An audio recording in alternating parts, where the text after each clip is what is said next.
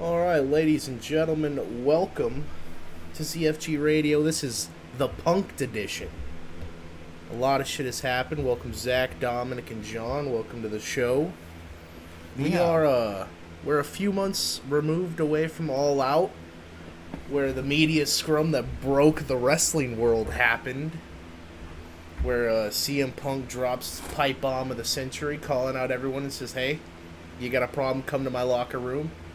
And people came to his locker room, and now CM Punk's getting fired because he punched people in the mouth. So, we just came out of Bray Wyatt coming back in Extreme Rules. Crown Jewel happened, where Logan Paul, in my opinion, showed the world that he could still, not still hang that, but that he could hang with the main eventers. He had a great match with Roman Reigns, in my opinion. And then in the process, tore his MCL, ACL, and his meniscus all in one go. So he's already fucking playing the game, if you get my hint. He's a fucking hero. So we'll kick the questions off here. We've seen the videos that they're doing, that AEW's doing with the Thanos snapping the Elite thing. What do you guys think about the possibility of them keeping the Elite, getting rid of CM Punk? Zach, you can go first. CM Punk, there's no chance. I think there's a slim chance of them all staying. There's a 0% chance of the Elite leaving and CM Punk staying. How would you, like... They're going to be paying CM Punk lots of money. I just don't see why... Tony Khan can take that out of his wallet. Yeah, that is pocket change. Angle that over CM Punk's head. I mean, I guess you're not wrong. Dom, what do you think about it? What do you think about your best friend no longer wrestling on All Elite Wrestling? You gotta enjoy the good moments while you have them, because they don't last forever, probably. And it sucks because at the end of the day, you just gotta do your job and go home. But some jobs, the more you get into it, the higher status you become. Maybe it consumes you. And I think maybe that was the problem there with the whole Punk one, was it was consuming him, wanting to... It was so much so soon, and I don't think we got to spread it out as much as maybe it needed. But it sucks, you know what I mean? Because we never got a title run. We got, like, imagine if, after all these years of complaining and crying about Punk never got WrestleMania. The chance, too. 7 years, bro. He got the WrestleMania main event. And then he won the belt. But he never had a title run. It's kind of like that. It's like, Punk's back. He won the belt. He's world champion of a company, a major company. But we never saw anything after that. You know what I mean? Like, it is unfathomable. Especially because it happened twice, technically, you know? Yeah, that's Got it, got the belt, happened before. injured. Got it, got the belt. Yeah, It's true. John... So, it sucks, but... John, your opinion is one that I truly value during this whole thing, because you're not... I wouldn't say you're not a wrestling casual. fan. Yeah, you're filthy casual. So your opinion's going to matter a little bit more to me. What do you think about the whole shablob schmaz with CM Punk and them possibility of them releasing CM Punk and keeping the Elite? First of all, I just want to go ahead and say real quick, a big shay to Connor here. It means a lot. Keep scratching that beard. And second off, I just want to say that I think the whole thing in its entirety is stupid. I don't think he should have, in a way, kind of have a vice grip on the matter. Should have just kept it just behind closed doors and not really say anything during conferences or whatnot. I do believe that he had what he had coming to him when it came to the locker room. I mean, yeah, if you wanted him to, or if you want anyone to say something to you in the locker room, and then you essentially just lose your shit over it, expect to get hit. And I think Punk now is kind of like a little bit of the modern day Bret Hart, if you will, when it comes to these kind of... about to. It's funny that you brought that up when that's normally my line because I fucking hate Bret.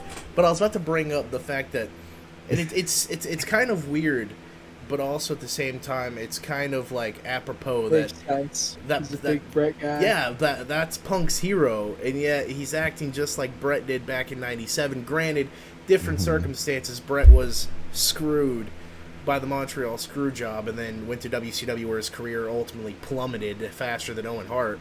But it was the fact that it was the fact that he's basically doing the same thing that Bret did. So like that goes back in like I've asked the question, would you guys have kept Bret Hart? And everyone's like, no, we wouldn't have kept Bret Hart. Fuck him. He wants to leave, let him leave. So like, and everyone's kind of on the same boat with Punk. Fuck him. Like, we don't need him anyway. We didn't need him 7 years ago. Yeah, he was a good little ratings draw. But now the question is, do they need him though? Because if you look at it from a business standpoint, not from a wrestling fan standpoint, like I listen to a lot of wrestling podcasts, and a lot of these guys are breaking it down for me. Yes, Kenny Omega and the Bucks are fantastic performers. But before All Elite Wrestling, casual wrestling fans did not know who the fuck they were. You bring in guys like Danielson, Moxley, and Punk, that gets the casuals in the door from WWE and introduces them to the Elite. And now it's like your ratings draw is gone. Yes, Moxley draws. I'm not saying he doesn't. Everyone knows I love Moxley. But Punk had an aura about him that drew money, rather... What? It was different. Yeah, he was different. So the question is, do they actually need CM Punk? Because do they do the $1 million gate at Wrestle Grand Slam without him? No, when... just to throw in a question here when it comes to Punk. Are you talking about, like, behind the scenes, coaching wise, that sort of thing? No, I'm saying, like, for ratings and for a draw, to get them where they need to be, do you think that AEW needs CM Punk? No? Dom, what do you think? Do you think that they actually need CM Punk? Wrestling's interesting because I don't think you need anybody, which is weird to say, because most people in the sport, it's all about an opportunity. I think I'll jump the gun a little bit and tie this into like the Logan Paul thing is if you give a lot of wrestlers that opportunity to fight Roman Reigns, they're gonna knock it out of the park and do just as good as the guy that randomly showed up. But in the case of a Logan Paul or CM Punk, they bring the name value, and like you said, it's more useful to draw in the casuals or the lapsed fans. I mean, I'll be honest, I didn't give a shit about wrestling for a good bit up until the pipe bomb, and then you're like, oh yeah, that thing that I watched like 2 years ago, that's still going. I want to check that out again. People are talking about it. It's getting wild. That's what I'm saying, yeah. So, but hear this out, okay? You can make your CM Punk moments with anyone else. Point being, MJF. You didn't need CM Punk when MJF was, fire me, you fucking mark. You know what I mean? Like, but you have people making their own. Yeah, well, that's... MJF is exactly what he says he is. He is a generational talent. Well, yeah. But, I mean, there's probably other people. It's sad to say there's a lot of people in the wrestling game, but just haven't had the opportunity to scratch that itch to get on the mic, or the opportunity, because there's only so much time. But because you've invested wanting to hear what MJF is gonna say. You know, that's your CM Punk of. I mean, at the end of the day, Punk got some good matches too, but a lot of people mostly wanted to hear what was he gonna say. Yeah. So the only I didn't get the the one only thing I wanted. issue. what was Go, that? Ben. Punk and Omega. It's one thing I wanted. Yeah, I mean, you that got was it. the match though. That was You the got it. You No, didn't get to I see didn't get it. You didn't get to see it. No, that doesn't count. MJF got to see it in the locker room. Chris Jericho got to see. And here's one more thing. Larry the dog got to see it. So hold on. So one thing that I've been hearing about recently with these wrestling podcasts, i.e. the Jim Cornette Experience, Busted Open Radio, and guys like that, is the fact that we know that the Elite and Punk and Ace were in there, but apparently, like you said, MJF was there, Jericho and Christopher Daniels was there.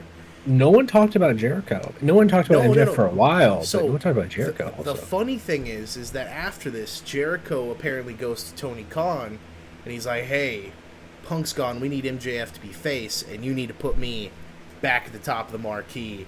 Give me the Ring of Honor thing, and I'll take it back." Granted, yeah, he did a wonderful thing with AEW, but do you think that Jericho saw this as an opportunity to politic his way back into the main events? Because he was dwindling there for a while. Like, he did the Orange Cassidy thing, the MJF thing, and then Jericho really wasn't doing anything outside of, like, his usual Jericho Appreciation Society thing with the Blackpool Cuckold Club. I mean, Blackpool Combat Club. And he really wasn't doing anything, and then all of a sudden the Ring of Honor thing happens. And this is immediately after the All Out thing, and it's just one of those things where, like, do you think that Jericho saw this as an opportunity to politic his way? Because apparently he walked up to CM Punk and said, "You're a cancer," to the locker room. But at the same time, like, Jericho's not drawing. Like, he used to. Because Jericho and Punk are kind of similar cats, but with different coats. You know what I mean? It's like, here's one on the right, here's one on the left, but they're still very similar on the same line. What'd you say, Zach? I said it's weird as shit hearing you two say stuff like that. Why? What? These old man quotes? You know, think you're fucking official or some shit. But no, like, for real though, like, but no, they're very similar. Yeah. Yeah, I mean, because it fucks they with want me that spotlight. Because Jericho, I love Jericho. I love the Judas theme song. Yes, I mark out every time I fucking see it. But it's, do you, like, Jericho's not CM Punk. He doesn't draw the CM Punk money. He damn sure doesn't draw the John Moxley shit. And Jericho apparently also was one of the guys that were going to Tony Khan and going, "Hey, Moxley needs to stop doing these fucking death matches." Which I understand, because if he's your guy, obviously, the guy that has brought you out of the bullshit now multiple times with the same guy, because every time Punk fucked up, they're like, "Hey, Mox, we need you. Come here." And fucking, I guess if you do need him, he doesn't need to be doing the death matches with Nick Gage and, you know, possibly die. But at the same time, it's like, Jericho, what the fuck are you doing? Because as far as I know, Jericho's not an EVP, though apparently everyone over there is a fucking EVP, so everybody's getting the title. So I don't know, Zach, you're a big AEW guy. I want to know your thoughts on what you think Jericho could be doing here. I don't think he did anything. You don't think he's using it to politic his way? I mean, everything I've seen, everything I've read, it's the big three that have been backstage guys are Jericho, Moxley, and Danielson. Those are the guys running the backstage shit right now. Which at the same time is a good deal, because Danielson, you know, has worked with pretty much all these guys, either in the WWE Ring of Honor or, you know, wherever. Moxley the same, and then Jericho has worked in every fucking promotion on the face of the planet. I don't think it's fair to blame Jericho for him getting stupid over when Tony Khan's already proven that he's willing to blow his load all over Jericho any chance he could get, i.e. literally the first AEW World Champion. First AEW pay-per-view main event, too. That was a big one. Yeah. That set the bar for Jericho if the world title is going to mean anything. firsts in AEW. Probably the most firsts in AEW. So then it begs the question now. We know that with Vince, when Vince was running the helm, everyone was like, oh, AEW so much better, blah, blah, blah. AEW this, AEW that. Now with Triple H at the top of the world, things have swayed a little bit. It's not so much AEW's better, it's now, hey, Raw kicked ass this week compared to Dynamite. Hey, SmackDown kicked ass this week compared to Rampage or compared to Dynamite. Hey, NXT's doing shit now. So, like, do you feel like with Triple H being back at the helm now, it gives AEW the competition they didn't necessarily need because they were still competing, but now it's just making it a little bit harder for them? Do you think it's going to be a harder road, or do you think it's just the same thing, you keep going? I think you keep going, bro. You know what I mean? You don't think it changes the game plan at all? Maybe a little bit, but, I mean, the big thing is that Triple H is on the hunt. He's restocking. He's, you know, so I think that's where you do have to be careful of. I read this thing, every great story. I read a thing on the internet, may or may not be true, where AEW had the opportunity to get someone like Killer Cross, Karrion Kross, whatever. Oh, yeah, they didn't want to get Scarlett. But they didn't want Scarlett, and it's like, you don't want to see Karrion without Scarlett. We saw it in TNA for a little bit. Scarlett was making stupid views on OnlyFans. Impact. Oh. Well, no, I was going to say Impact, because she was doing that butt stuff. Yeah. I don't have the right way to put it. They brought her in as a stripper gimmick in TNA. I remember that. Or Impact. Yeah, and I mean, that was getting views. That's kind of those weird one things like it ties into of like, you're gonna get eyes on it. Might as well get eyes, right? Like, yeah. You know, there's gonna be a little bit of crossover and spill of like, came for Scarlett, but I stayed for Sami Callihan's crazy ass. Like, I don't know. Like, somebody might be like, I like this crazy dude, but I don't know, Zach. What about you? What do you think? Do you think it's a little bit harder for AEW now, or do you think they just keep doing what they're doing? They're gonna change what they're doing at all? No. No. What about you, John? I think it's too early to tell. What about you, John? What do you think? About what? The fact that if you compare how AEW was having a gun against Vince McMahon in the WWE, how Vince was running it, it was constantly like AEW was kicking ass, kind of, in people's opinions. In a widespread margin opinion, everyone was saying that AEW was supremely better than Raw and SmackDown. And now with Triple H at the helm, the opinions have kind of swayed a little bit now. You know, things have changed a little bit. Do you think that's going to make it harder on AEW, or do you think they just keep doing what they're doing? I think with the way that when Vince had the helm at the time, like, it was making things easier for AEW. Put it that way. Because, truthfully, the older he got, the shittier the content it was. And the moment that he stepped down position from the company and Triple H took over as just with creative ideal, and Stephanie not really sinking her teeth into the creative mode, which I think was a great idea. I think that really puts like big concern into AEW, into thinking, okay, well, at the time, like, all these people were released under Vince's control.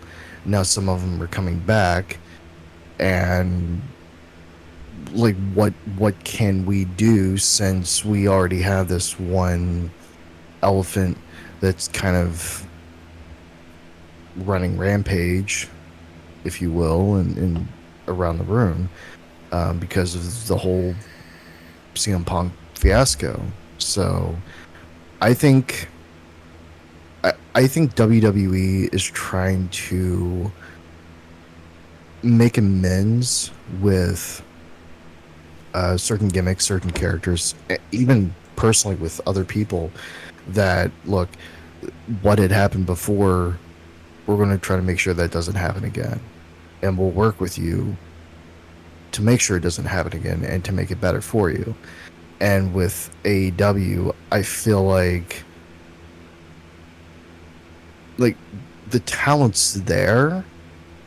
I just don't see really a lot going on, personally, in my own opinion, for AEW. I mean, I really haven't watched much of the product a little bit, quite some time, to be fair. But I think as long as Tony keeps his head on his shoulders clean, to where it's like, okay, taking personal stuff and just keeping it to the back burner where he can deal with after business is over with, I think he will successfully run AEW pretty well. But if the stuff keeps coming up to light around public eyes about what's going on with this and that, there could be a possibility that it could run the whole thing could run AEW to the ground. I don't know. But for now, I just think my focus really is on WWE making lots of amends, and I think they're doing really great with that. I do hope that AEW just pushes forward with whatever decisions they have to make, and just think to themselves, okay, well, this was something that happened before. We're going to try to make sure it doesn't happen again. So, with that, it's one of those weird things for me, is because it's like, in my opinion, you know, they were steadily, I'm not going to say whooping WWE's ass, but they were giving them a good fight. And then Triple H comes in the helm and changes a lot of shit.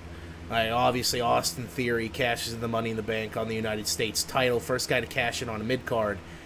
And loses. So now I think you scrap... In my opinion, you scrap the Money in the Bank idea and you put it at WrestleMania like Triple H was planning.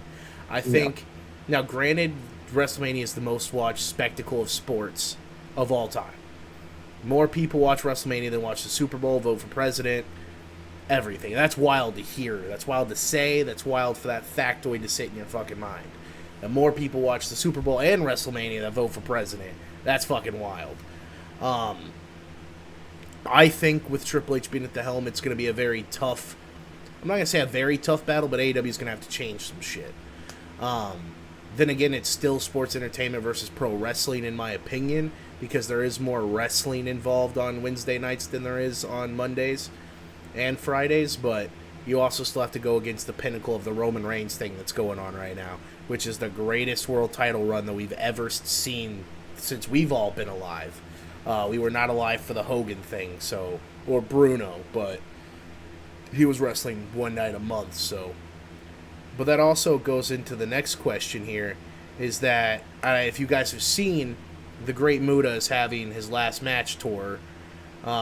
He's dwindling down, and his last match has been booked for him and Nakamura.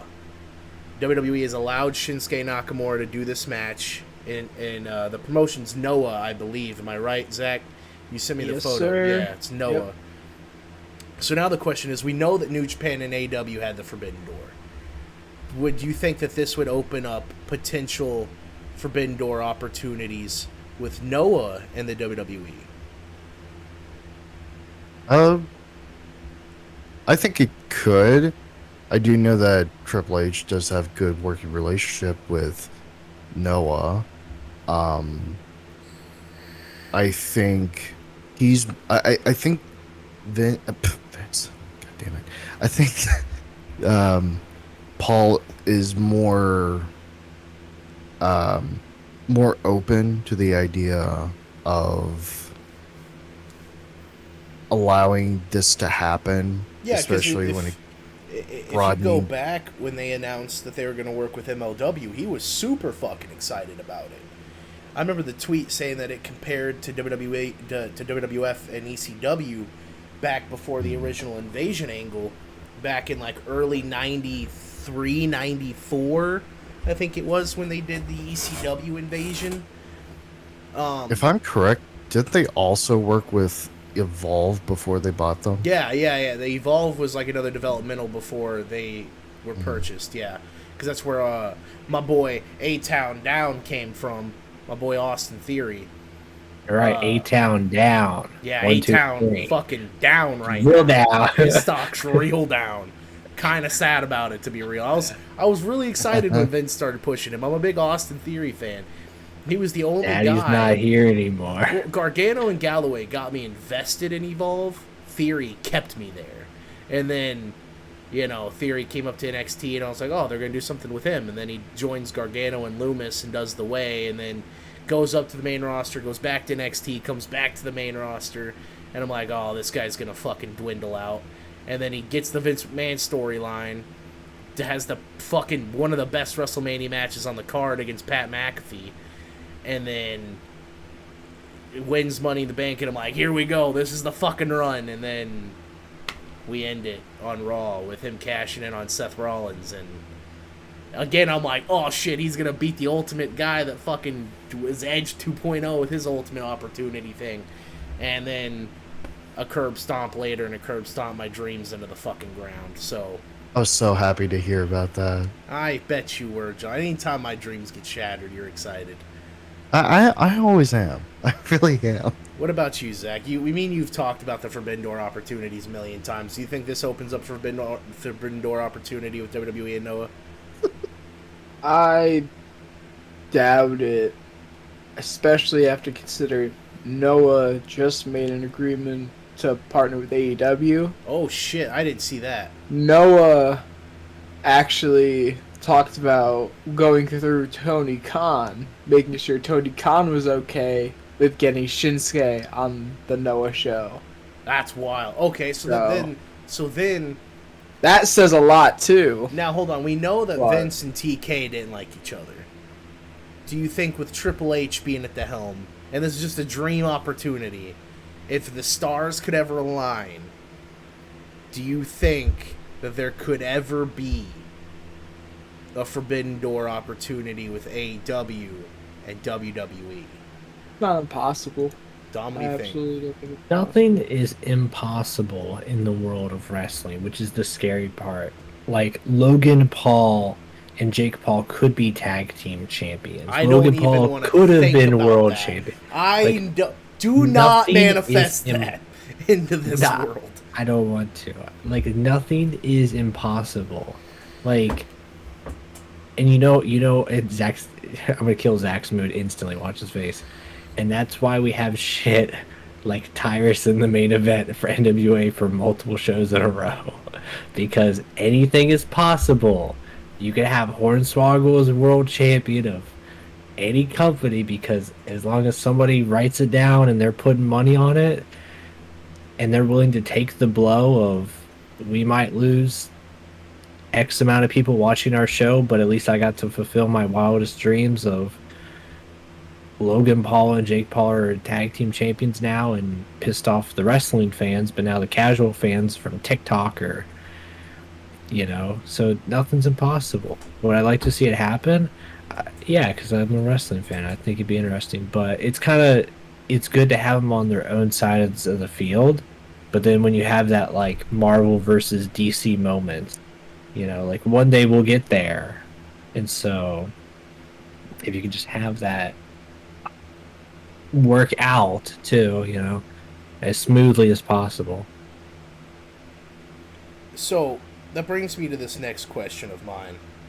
So NWA, in my opinion, has been one of the weirdest companies that I've ever had the business of watching, because ever since the Cody thing at All In when he wins the NWA World title, in my opinion, they've always managed to get a little bit of buzz randomly.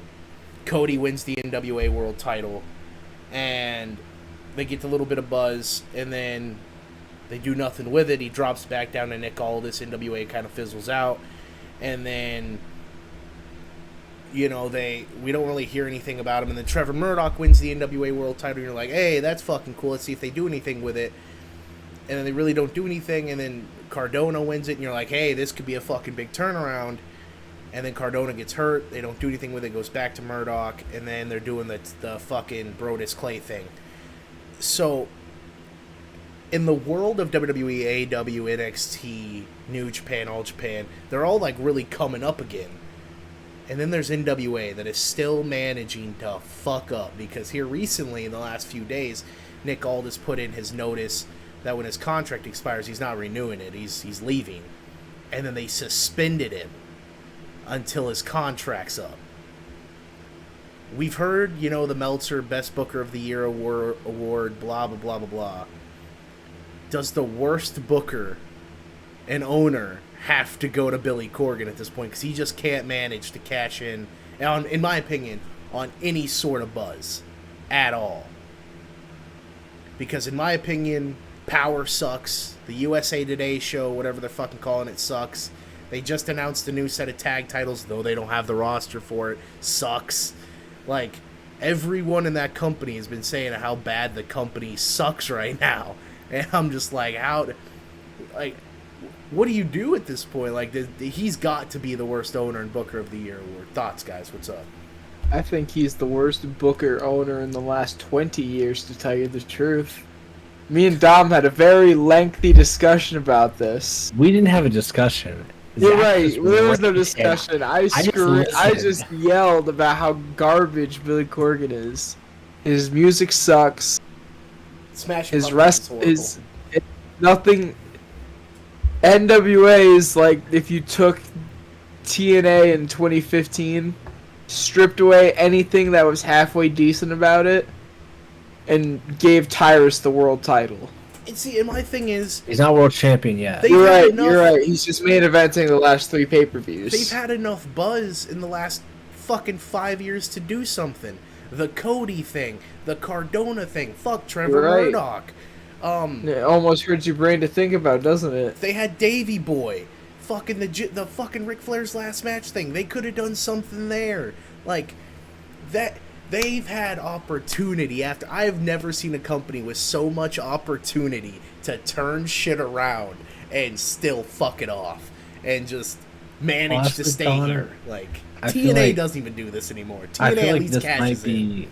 This might be a perfect example of, at least, I don't know if it's buddy booking. Like, Billy Corgan really loves certain people, and it's like buddy booking your friends to the top of the card and not realizing, like, hey, we got all these like guys right here who, if I booked them just right here, they could become right over here very quickly.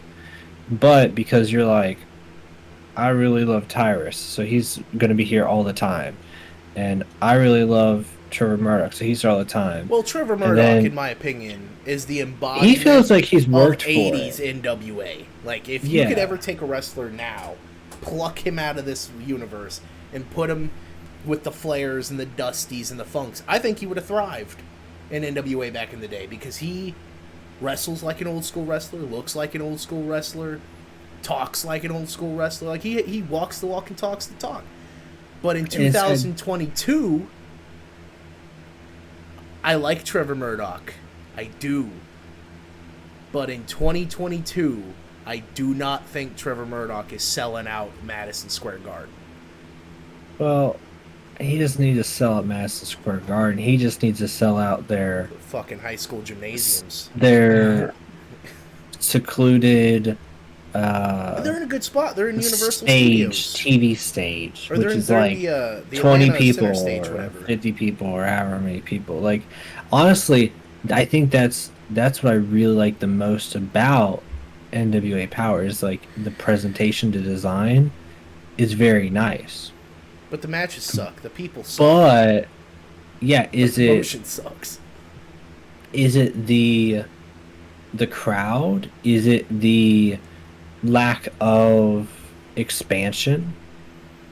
Well, is see, my thing is, it you can't really like, say I feel it's there's a lack of, couple different you can't factors say, might be hurting it. You can't say it's lack of expansion because they had their women's title premiered on AEW for like 3 fucking months straight. Didn't do anything with it. Like, Thunder Rosa was made a fucking star in AEW. Like, look at her now. She's the women's champion, even though she's on injury reserve. She became the AEW women's champion, but she had the women's title along with Serena Deeb over there, fucking with the title over there. And you could have been like, hey, look at that. We're getting the mainstream audience at AEW, and AEW was kicking up some fire, because this is in the good times. I'm not even really saying they're in bad times right now, but this is like the peak period Hard times of that time. And they could have been like, hey guys, we saw what we did over in AEW. We're gonna do a fucking show with AEW over here. And you could have, I don't know, you could have did something there. You could have cashed in that buzz. And it's just, it goes back to that thing where, like, they've had opportunity after opportunity after opportunity to turn this shit around. And it's a company that I'm really pulling for, because you guys know I was a big WCW guy. WCW started in the NWA, so I had a tie to the NWA. I love the NWA. But in my opinion, this is proof that a fan does not need to own a promotion. That's cool. Own the promotion, pay the people. Keep your fucking hands off that book. You don't belong with it. You don't deserve it. Don't fucking touch it. Don't look at it. If you even think about it, you need to wake up and apologize, because that's fucking ridiculous. Billy Corgan, I appreciate that he bought it and kept it alive, but give it to somebody that knows what the fuck they're doing, because you do not know how to book a wrestling promotion.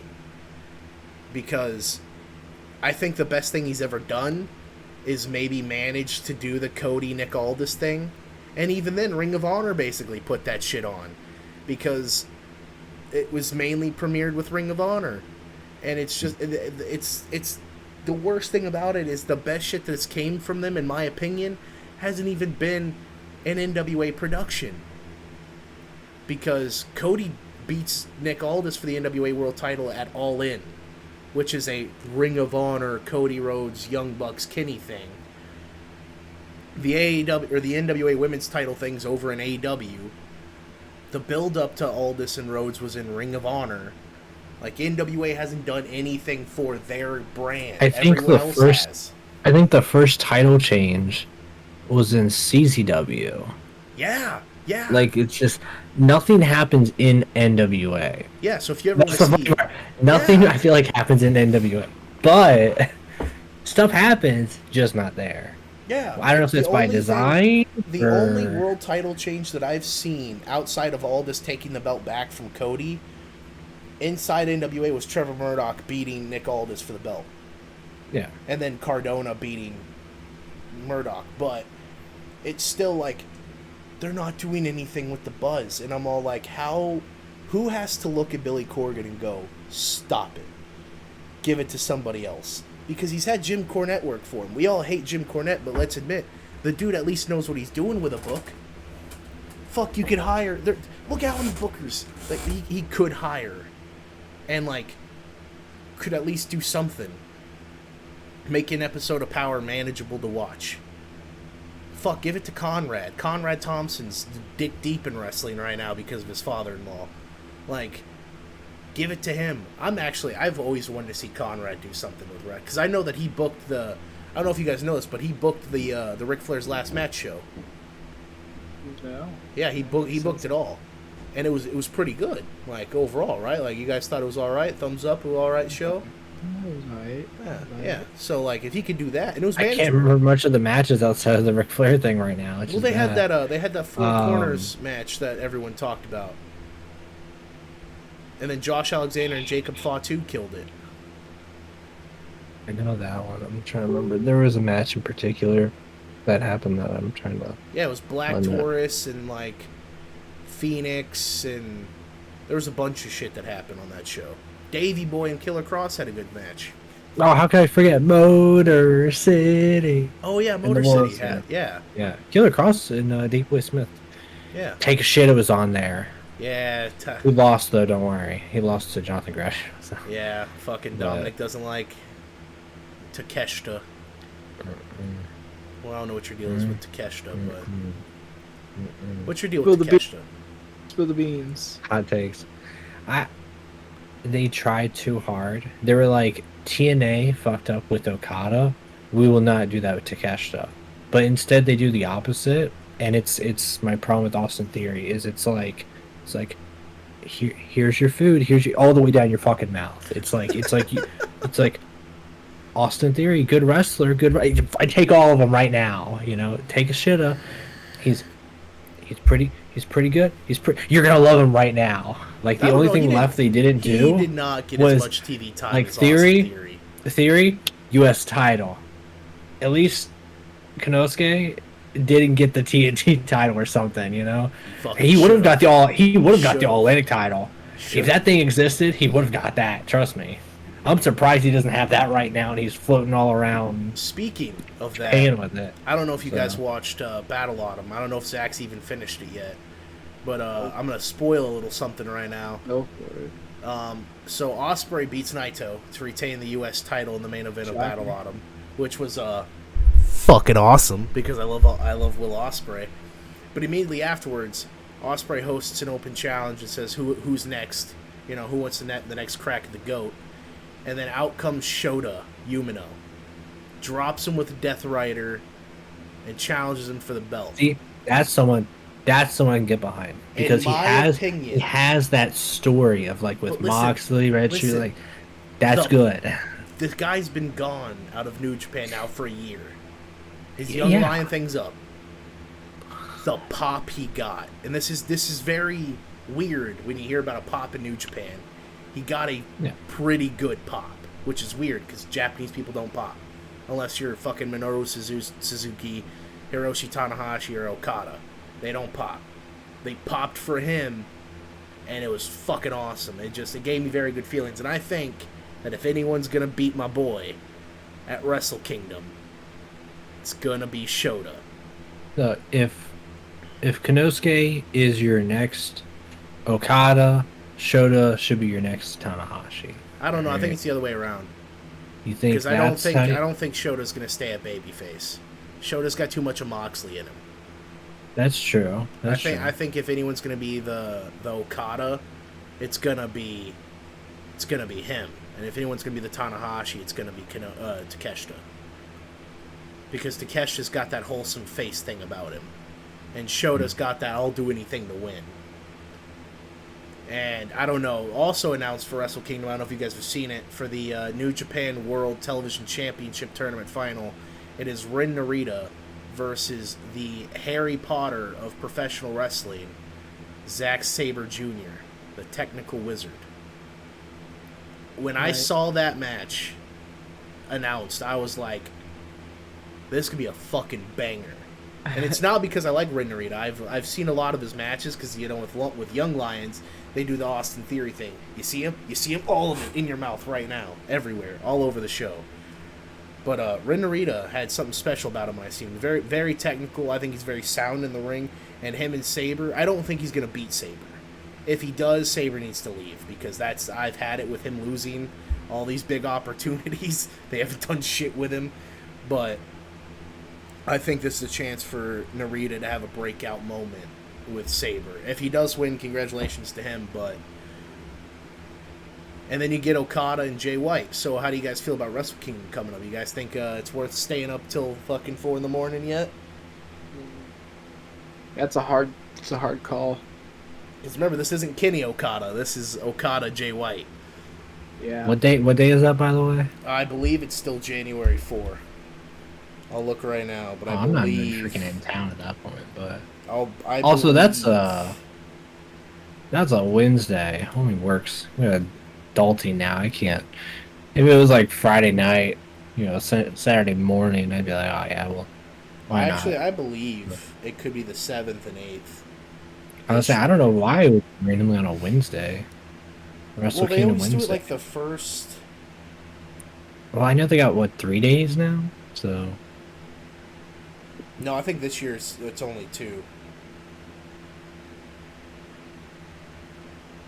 January 4th, 2000. Yeah, it's still January 4th. That'll be the first. The first day is the 3rd. The second day is the 4th.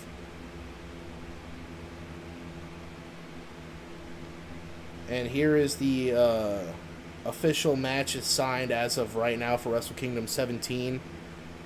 Okada and Jay White for the IWGP World Title.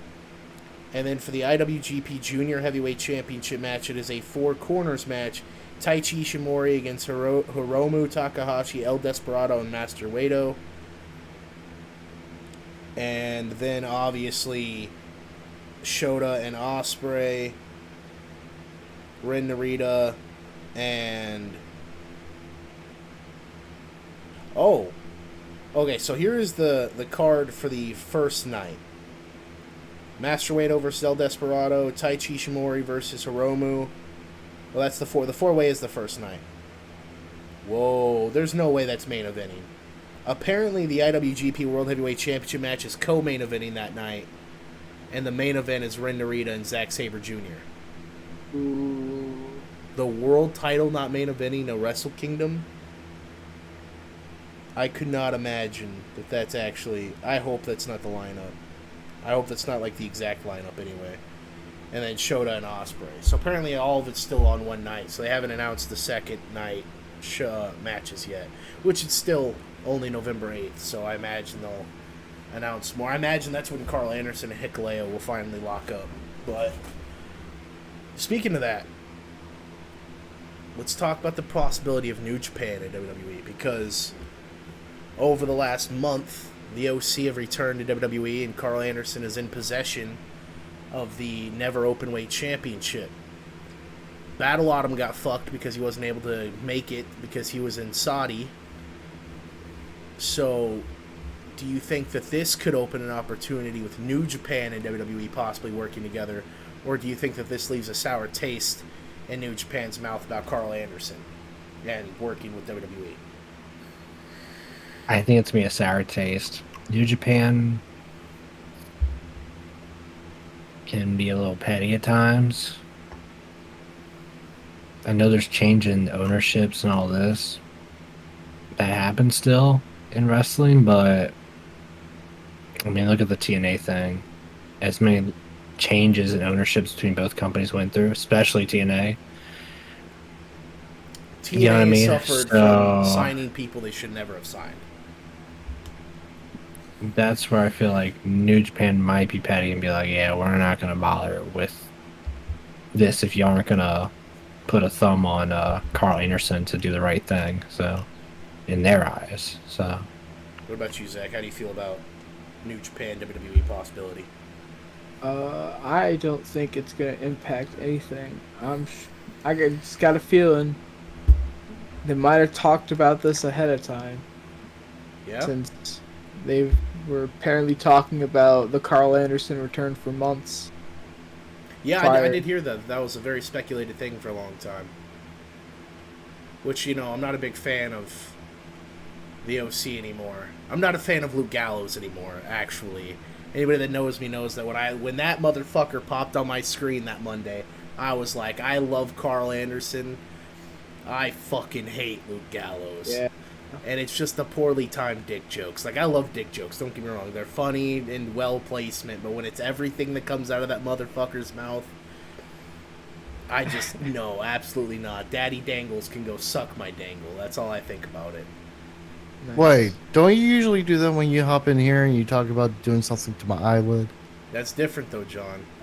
That's our thing, John. He says it to everyone, alright?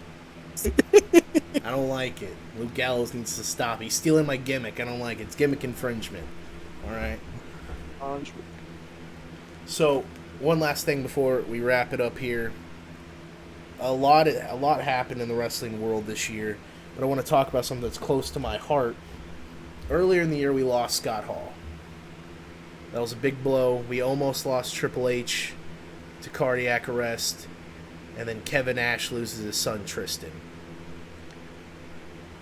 Kevin Nash has been in very high spirits. If you listen to Click This on YouTube or on Spotify, anywhere you get your podcasts.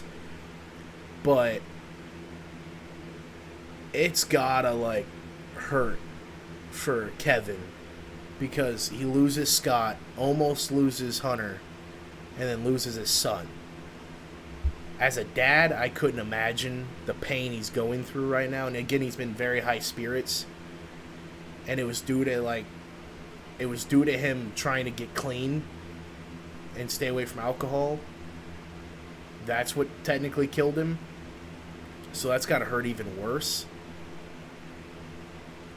Just how the fact that Kevin is still going amazes me. Especially after losing his his best friend, his brother. Like, as tight as we are, like, they were even tighter. Like, could you guys, like, imagine the pain that he's got to be going through? No. I don't even understand how Kevin is still going. Like, my prayers are with him daily. Like, But I couldn't imagine it. It's a lot There- at once. there is one more death you forgot about. Who? Well, Zach's favorite big chin hero. Inoki. Oh, Antonio Inoki. Yeah, but that doesn't fuck with Kevin. Like, yeah, Inoki was a big thing. Like, I don't want to take anything away from Inoki. The dude literally had the first MMA fight of all time against Muhammad Ali. Which is funny because a lot of people are like, oh, I hate pro. A lot of MMA fans hate pro wrestling. But I always have to remind them, if it wasn't for us, you motherfuckers, you would have never got your sport. So suck my ass.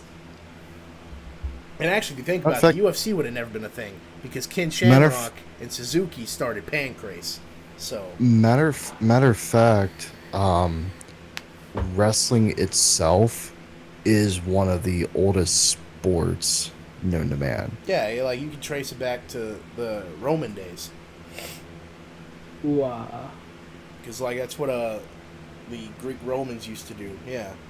They used to wrestle and shit, which now, like, Greco-Roman and shit like that. There's a lot of people, when they do the whole knuckle lock thing, they're like, oh, it's the Greco-Roman knuckle lock. Fucking mouthful. Alright, guys, well, a lot's been going on in the wrestling world. If anything else happens, we're going to come back here and talk about it. We've talked about CM Punk and everything like that, so hopefully we have we got Full Gear right around the corner. And, Zach, you want to drop a little bit of information about your Full Gear week right here on ZFG Radio?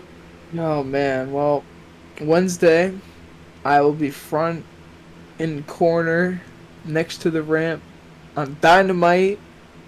That's pretty lit.